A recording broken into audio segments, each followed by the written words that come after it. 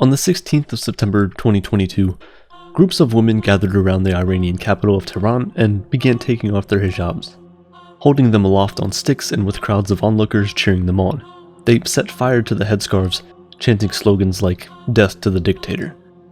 These demonstrations were in response to the death of 22-year-old Mahsa Amini, who was beaten and killed by police after being arrested for improperly wearing her hijab.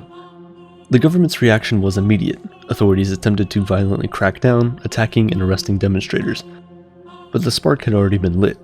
Within a matter of days, protests had spread to cities across Iran. Women, old and young, marched side by side, refusing to be silenced. Despite the government cutting off internet access, footage quickly began circulating online of women burning hijabs, cutting their hair, and dancing in the streets. Videos of violent arrests also emerged in addition to reports of numerous deaths related to the crackdowns. Demonstrations have continued to grow in both size and scale, reaching every one of Iran's 31 provinces.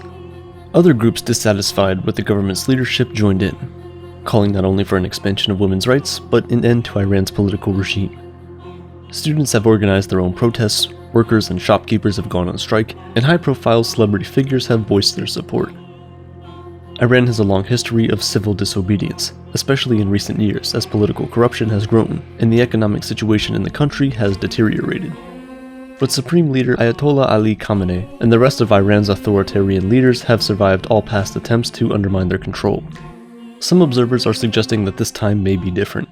Although more than 200 people have been killed in the fighting, protesters are showing no signs of backing down. Many seem willing to give up their lives for the cause. Considering all of this, it begs the question, are we seeing a revolution happening before our very eyes? To get a better sense, we need to understand what exactly a revolution is and how it happens.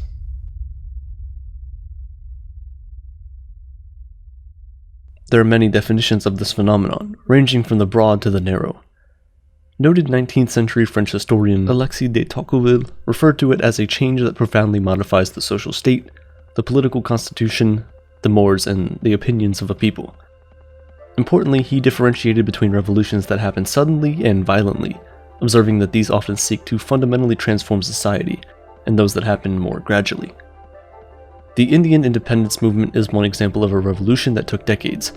Between 1857 and 1947, Indian nationalists advocated tirelessly first for home rule and then complete liberation from the British Empire.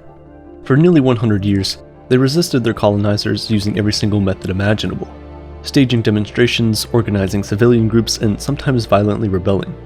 But it wasn't until Mahatma Gandhi was able to unite the country behind his nonviolence movement that British occupation finally ended, though even this took over 30 years. Other political theorists employ even more specific definitions, often dividing revolutions up into categories. For instance, certain schools of Marxism delineate between pre-capitalist, bourgeoisie, and socialist revolutions. It becomes even more complicated when you consider that a revolution doesn't have to come through a mass popular movement. Sometimes a sufficiently powerful minority is enough to alter the social and political life of a nation, as was the case of the communist revolutions of Russia, China, and Latin America. What's more, revolutions can be localized or nationwide, expansive in their demands or highly specific, largely peaceful or extremely violent. For the purposes of this video though, we'll narrow down revolution to mean any instance in which a state or government is overthrown or otherwise transformed by a popular movement. Although every revolution is unique, stemming from the particular circumstances of a given time and place, there are fundamental threads that run through all of them. The foundation of any revolution is some core grievance concerning a nation's social, political, and/or economic conditions that create widespread discontent among its citizens. There are always numerous influences that contribute to a population's unhappiness, but often a movement can be encapsulated by a single ubiquitous and unifying frustration.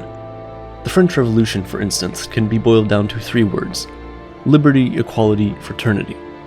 This simple slogan served as a battle cry for the peasants and poor urban workers fed up with a system that burdened them with high taxes while offering very little in way of direct representation. Although other factors such as severe food shortages and the influence of the American Revolution played significant roles, ultimately it was this persuasive economic and political inequality that inspired revolt. In an attempt to create a constitution, citizens came together and formed a new political body known as the National Assembly. The King of France, Louis XVI, wasn't exactly happy about this and responded by deploying troops to Paris. The National Assembly in turn organized its members and stormed Bastille prison, freeing political prisoners and seizing arms. Just 3 months later, a group of thousands of women would march on the royal palace of Versailles, forcing the king to leave them to Paris and effectively bringing an end to an independent monarchy. Not every revolution needs to be politically motivated, though. Often a lack of basic resources is enough to set the people marching.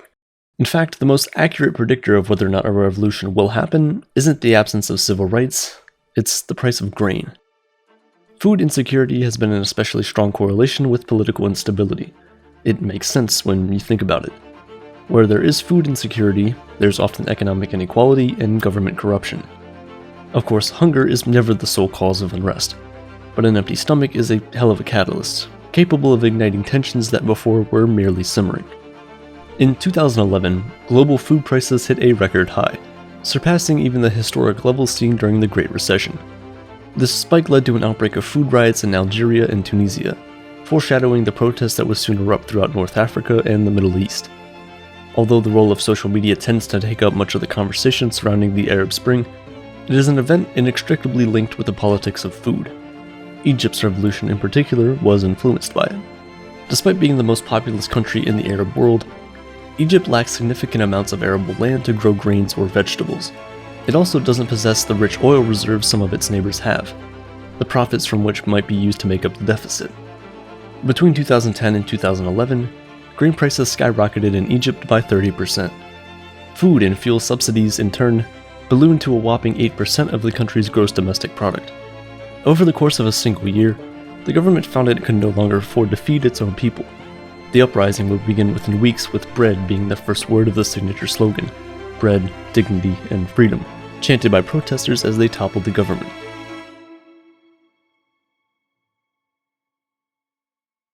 The connection between food scarcity and political instability isn't exactly a new idea.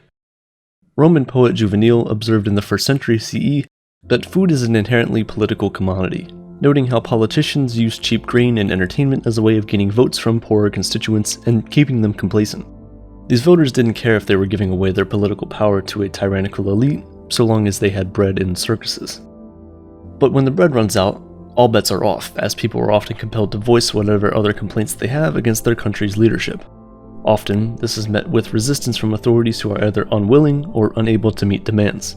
This failure by a government to address the frustrations of its populace is a second key ingredient. Revolutions are born out of a political system's inability to change to match the needs of its citizens. This rigidity represents a fundamental weakness in the structure of the state, one which sufficiently ambitious individuals will seek to correct. Without support from the government, civilian organizations will form to take its place. This allows new leadership to emerge, providing an alternative to state authority and uniting citizens under a common banner.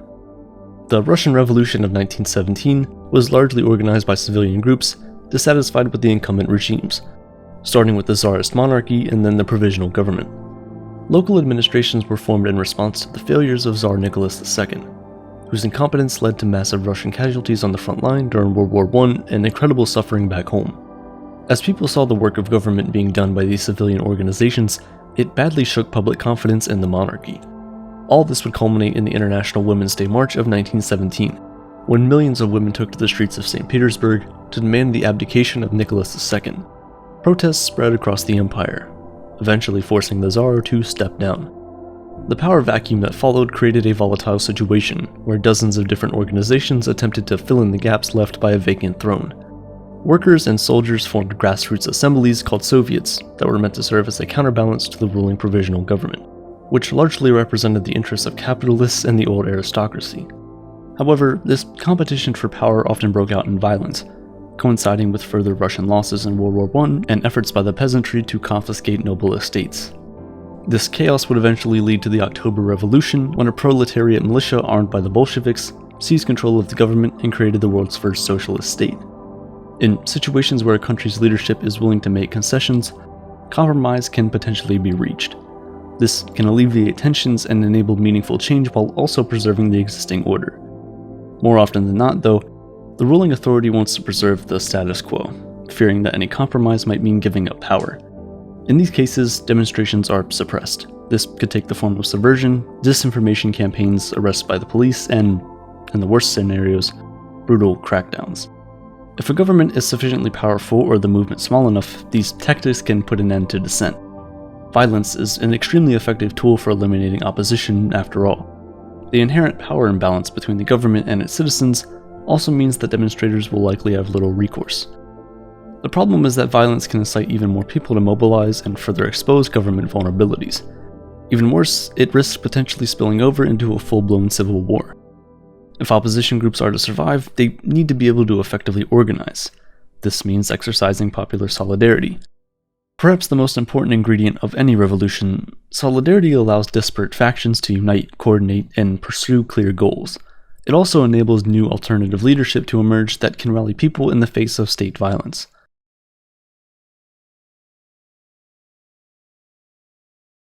The end of the Cold War saw a revolutionary wave wash across Eastern Europe as millions of people sought to depose the region's communist establishment. Perhaps the most significant of these occurred in Poland, where a broad coalition of anti-communist groups united to peacefully unseat the government. Civil resistance had been occurring in Poland since the stolen election of 1946, but these efforts were largely fragmented and uncoordinated. Because of this, the communist government was able to play different factions against each other, undermining any sense of popular unity. It wasn't until 1980 that the people of Poland organized themselves under a common name. Born out of the worker strikes, student protests, and women's marches of the mid-20th century, the Solidarity movement brought together various factions of Polish society: coal miners and university professors, housewives and sailors, teenage punks, and Catholic priests could be seen on the same side of the barricade, protesting against communist rule. With its roots in trade unionism, Solidarity delegitimized the ideological position of the country's leadership, exposing its hypercritical claims of being a free worker state. Solidarity's strength was in offering an alternative to communism that allowed an independent political space where new ideas and open discourse could flourish. Notably, it took 9 years for the movement to achieve its goals, but on June 4, 1989, it won an overwhelming majority in the country's parliamentary elections, paving the way for the end of communism. The final ingredient needed for this revolution is an immediate cause. Think of it as a spark that ignites the powder keg. This trigger serves to mobilize a nation's citizens and can take civil demonstrations to outright revolt. Perhaps the clearest example of this comes from the Iranian protests themselves. The killing of Mahsa Amini at the hands of the morality police has become a call to arms for all of those who feel oppressed by the country's authoritarian leadership. Her story encapsulates the fears and frustrations felt by many Iranians and has united people across the political divide. Even traditionally conservative governments have seen demonstrations, as Amini's death has shaken confidence in the government's religious authority. But the protests are about more than just Amini. They represent a frustration built over decades. The first anti-hijab protest actually occurred a mere 25 days after the 1979 revolution, as it became apparent that the new theocratic establishment would try to strip women of their rights. In the years that followed, more demonstrations would spontaneously break out, but always lacked the size and strength to truly threaten the regime. What we're seeing in Iran today may very well represent a paradigm shift as tensions reach a boiling point, and women across the country are no longer afraid to stand up to the government. BBC Persia's senior presenter, Rana Rahimpour, has been covering news stories on Iran since 2008, and has even spoken before the United Nations Human Rights Council regarding the treatment of journalists in the country. In a recent interview, she observed that the current demonstrations seem to indicate a significant shift in the psyche of protesters, stating that when a teenage girl jumps on top of a police car, takes off her headscarf, and says, "I don't want the Islamic Republic," with no fear in her eyes, something happens. It gives her confidence. She feels she can do this. From the marches on Versailles and St. Petersburg to the Polish Solidarity movement and now the Iranian protests, women have long been at the forefront of revolution. And while their list of grievances is long, the current movement in Iran remains largely unorganized. Without clear leadership and solidarity between various factions, the protesters risk falling victim to infighting and division. Given enough time, leaders will undoubtedly emerge, but for now, we must hold our hands in the air for solidarity in the struggles of the Iranian people, and hope that this movement truly brings about the revolution the citizens of the country so desperately need.